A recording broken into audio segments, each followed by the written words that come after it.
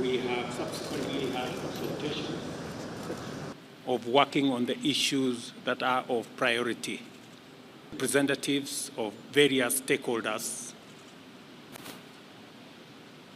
This forum will begin on Monday and will propose the way forward. In the interest of making sure that we live within our means, all confirm that we have had consultations, and after extensive consultations, we have agreed out of the crisis that we're having today in our country. Because of restrictions of resources or limitation of resources,